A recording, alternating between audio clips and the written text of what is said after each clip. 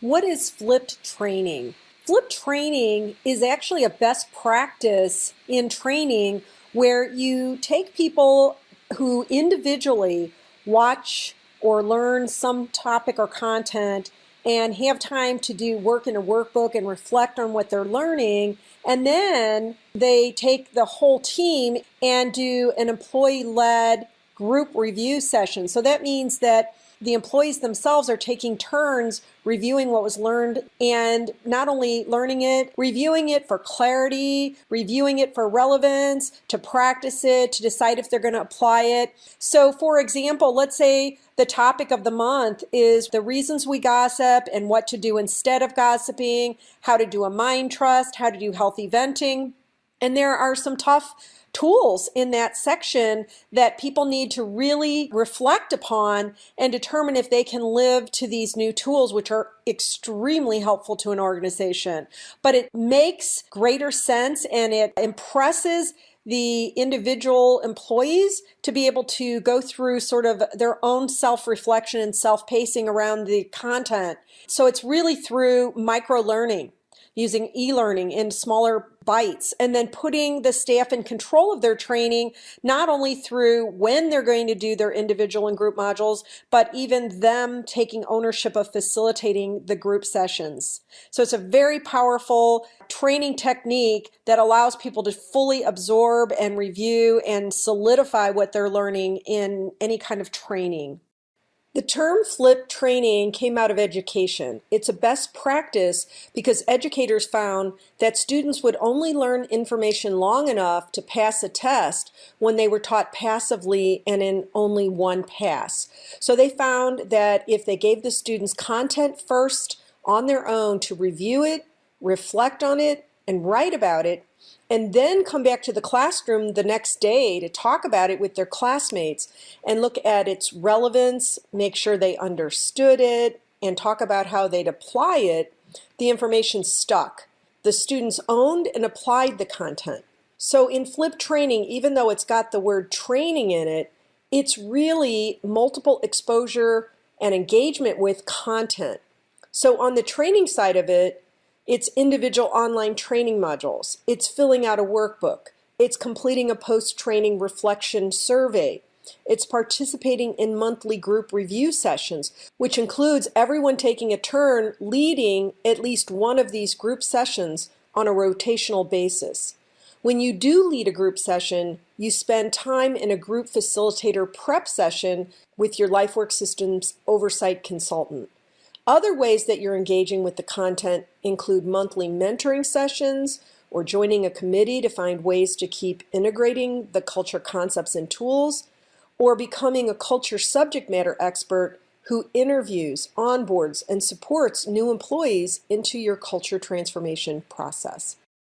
It gets everybody to interact. Everybody ends up trusting each other because you do talk about things that you're uncomfortable with a little bit. You know, just in general, a lot of people don't want to get up in front of everybody and talk. So when you are in there, you know, it is good to go around and kind of have everybody talk a little bit because that brings them out. And then the training sessions, I get to kind of share that with other people and to share my experiences and to kind of help make connections for them.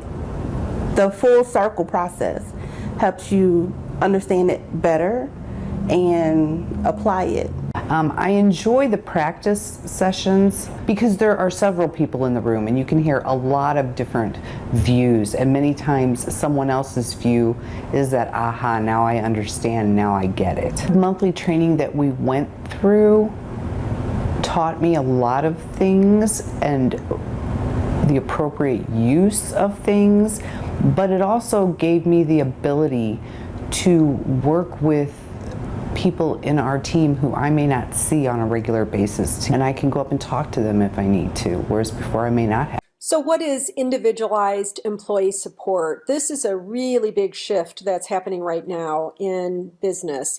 It's really turning an organization from a command and control model to a mentoring model.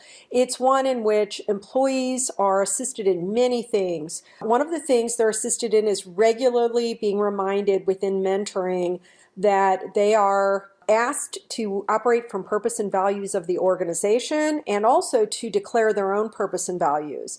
They're also given the support of individual appreciation and acknowledgement.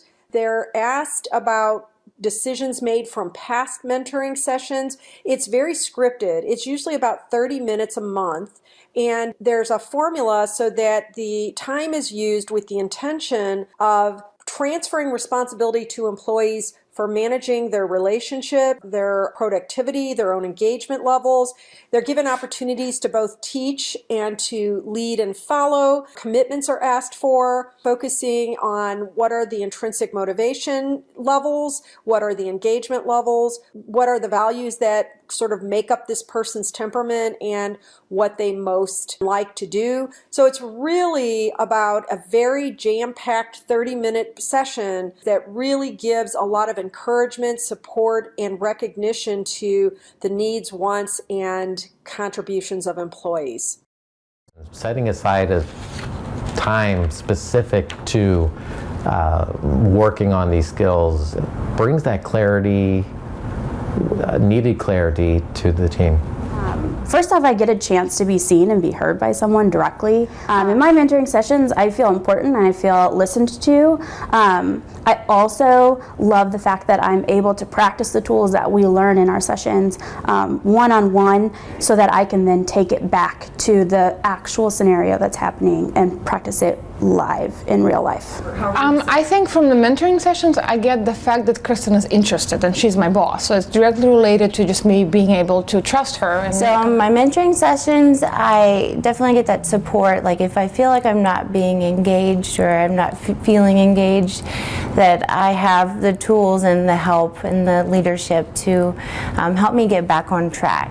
Well, when I'm being mentored, I feel like that it's a validation of the things I'm seeing, and I have the ability to talk about the people I'm mentoring while I'm being mentored. I get an opportunity to kind of talk about my fears and how I can develop as a person. Nice. It's really nice to get the mentoring because it's one-on-one. I can read a lot. You can read any book or get any information, but actually applying it to my specific instant situation is different. Having the one-on-one time very, very much helps with that. And I say, I commit to you, I won't say anything bad about you behind your back. And if I have an issue with you, I'll come to you with it. And I won't listen to anyone else say bad things about you.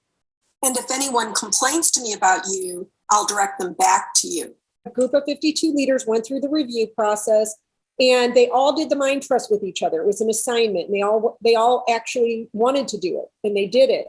So one day, a leader called me and said, I'm over 8 of those leaders. I'm part of this group of 8 of us, and we're having a lot of interpersonal problems. And I'd like to hire you to come in and spend some time with us working on our relationships. And I said, okay, I'm going to be talking to your CFO on Friday. I'll find out if there's budget and all of that. And so when I called the CFO, she said, oh, they definitely need help. 2 of their people came to me to tell me that the leader of that group was saying bad things about me in the meeting. And I said to her, so did you ask them if they tried to stop him when he was doing that? Because, you know, that's one of the steps of the mind trust. And she goes, no. And I said, did you ask them if they went to him because they were upset with him for doing that? And she said, no. And I said, did you go directly to that leader once you knew that this was a problem? And she goes, no, I went to his boss and I tattled on him, and his boss was at the meeting and he didn't stop him either. And he has a mind trust with me. So she, in that moment, said, what is wrong with us? Because out of 10 leaders, 5 of them were engaged in all of this, and they didn't even remember the mind trust, and maybe even the other 5, because it doesn't sound like anybody stopped him. So it's just important to know that this is kind of a way to establish the reasoning for why it's important to have an immersive process. And the reason I have a picture of a tennis racket is that if I gave you all a tennis racket, but you never saw the tennis match, you never sat down and worked with a coach on your techniques, you never got out on a court, you're not going to fall in love with tennis. You're not even going to be able to play tennis. And it's not going to be a very useful tool to you.